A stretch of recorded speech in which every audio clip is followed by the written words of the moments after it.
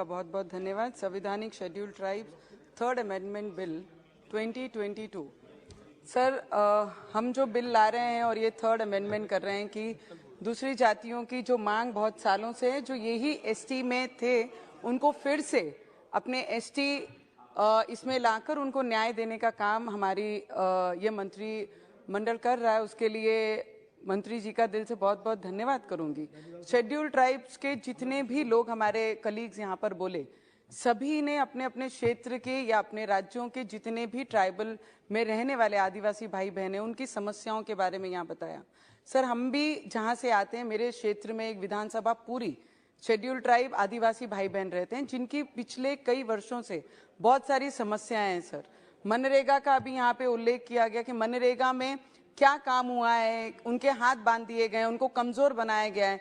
Sir, सबसे ज्यादा मनरेगा में अगर कहीं पूरे विदर्भ में अगर कहीं काम हुआ है तो वो मेरे शेड्यूल ट्राइब एरिया में। सर, एक एक महीने में मैक्सिमम शेड्यूल ट्राइब में रहने वाले लोग वहां पे काम करते हैं और 100 डेज ये मिनिमम दिया गया है। पर मैं रिक्वेस्ट करूंगी मंत्रिमंडल से भी और सरकार से भी कि मिनिमम ऑफ 200-250 डेज उन्हें साल में काम देना चाहिए। वहां पर सबसे बड़ी प्रॉब्लम है सर माल न्यूट्रिशन की और सिकल सेल्स की मैडम, क्योंकि वहां पर जो लोग रहते हैं ये सब चीजों की उनके बहुत बड़ी समस्या है। वहां पे हॉस्पिटल की कहीं सुविधाएं नहीं है, वो सुविधाएं हमें देना बहुत जरूरी है। और गर्भवती जब डिलीवर करती है तो अगर वहां पे कोई इमरजेंसी केस होता है तो 150 किलोमीटर उन्हें अमरावती आना पड़ता है और बीच में ऐसी दुर्घटना हो जाती है तो कई बार माता की भी डेथ हो जाती है और बच्चे की भी उसी के साथ डेथ हो जाती है। तो ऐसी जगहों पे उन्हें हॉस्पिटल की फैसिलिटी देना बहुत जरूरी है।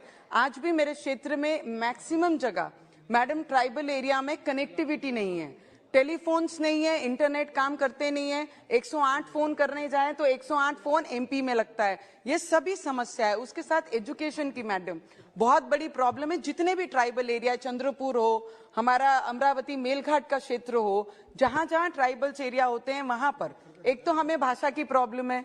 हमारे ट्राइबल क्षेत्रों में जब हमारे टीचर्स वहां पर आते हैं तो वो नॉन आदिवासी होते हैं मैक्सिमम और उन्हें हमारी भाषा नहीं आती है। हमारे बच्चों को उनकी भाषा समझती नहीं है, उनको हमारी भाषा समझती नहीं है। और हमारे बच्चों को अगर जॉब अपॉर्चुनिटीज देनी है तो 150 किलोमीटर प्लेन पट्टे से हमारे वहां पर आदिवासी क्षेत्र में आने तक के लिए उन्हें बहुत कष्ट करना पड़ता है। जो टीचर्स वहां पे पढ़ाने आती हैं, हमारे बच्चों ने बीए डीएड किए हुए हैं आदिवासी के, तो उनको ही अगर अपॉर्चुनिटी उस क्षेत्र में दिया जाए तो वहां के बच्चों को ना लैंग्वेज प्रॉब्लम होगी, ना एजुकेशन प्रॉब्लम होगी, अच्छी पढ़ा सकते हैं। और उन्हें जो राइट देने का काम हमारे पंतप्रधान प्राइम मिनिस्टर जी कर रहे हैं, वो राइट्स देने का काम हम लोग कर सकते हैं। छोटे छोटे इशू हैं, कास्ट सर्टिफिकेट का इशू है sir 2 minutes it's I know, हम समर्थन करने के लिए खड़े हैं, पर आदिवासियों की प्रॉब्लम है। अगर समाज को आदिवासी ट्राइबल में लाके उन्हें न्याय देने का काम कर रहे हैं तो उनको जो सुविधाओं से वंचित है उन्हें यहाँ पर रखना हमारा कर्तव्य है। तो मुझे लगता है कास्ट सर्टिफिकेट का जो इशू होता है,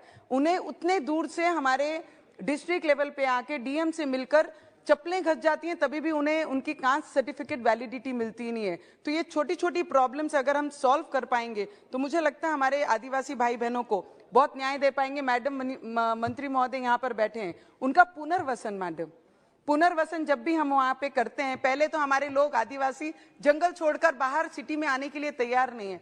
अगर वो जंगल छोड़कर प्लेन पट्टे में आते हैं तो उनको जो राइट्स देना चाहिए, घर छोड़ने का जो मुआवजा देते हैं वो 10 लाख रुपए देते हैं। और शहरों में 10 लाख रुपए में आज कहीं पर भी किसी को भी रहना बहुत मुश्किल है। तो उसके लिए पुनर्वसन की जो राशि रहती है उसे डबल ट्रिपल करके उन्हें सुविधा उस चीज की भी देनी चाहिए, तब जाके वो अपने घर, अपना जंगल, अपना प्यार छोड़कर वो शहरों में आएंगे। तो उसके लिए भी हम लोगों ने सोचना चाहिए मैडम। और मेडिकल इश्यूज बहुत ज्यादा हैं जो मैंने बताए हैं, और फार्मर्स के issue, last 1 minute sir, just 1 minute, किसानों के मुद्दे हैं मैडम। जब ट्राइबल क्षेत्र में हम जब रहते हैं तो वहां पर जितनी भी जगहें हैं वो फॉरेस्ट में आती हैं।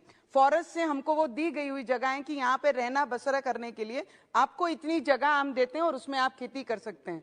पर वो खेतियों का फॉरेस्ट को लगा है करके वाइल्ड एनिमल्स का इतना बड़ा प्रभाव रहता है कि काम करने के बाद, वहां पे बुआई करने के बाद हमें वो चीज हाथ में लगती नहीं, क्योंकि वाइल्ड एनिमल्स पूरी जानवर खा लेते हैं। तो मुझे लगता है ये सब चीजों का भी निपटारा करना चाहिए। पर मंत्रिमंडल जब भी ट्राइबल को लेकर यहाँ पे जो भी बिल लाते हैं, हम उसके साथ में हमेशा खड़े हैं, क्योंकि ट्राइबल आदिवासी लोगों को, क्षेत्र में रहने वाले लोगों को न्याय मिलना ही चाहिए, क्योंकि उन्हें ग्रोथ देने वाला ये पिछले 8 वर्षों में जितनी ग्रोथ ये प्राइम मिनिस्टर जी के मंत्रिमंडल द्वारा और प्राइम मिनिस्टर के द्वारा दे सकते थे, मुझे लगता है उससे कहीं ज्यादा आप लोग दे रहे हैं। पर छोटी छोटी इश्यूज हैं, उनके लिए भी अगर आपने सपोर्ट किया मैडम, तो बहुत ज्यादा हेल्प हमारे आदिवासी भाई बहनों को होगा। मंत्रिमंडल ने पहले भी 4G के लिए हमारे क्षेत्र के लिए बहुत कुछ दिया है, आगे भी कनेक्टिविटी के लिए अगर थोड़ा सोर्स करेंगे तो मुझे लगता है उनको कनेक्टिविटी बहुत जल्द मिलेगी। Thank you so much sir, and I support this.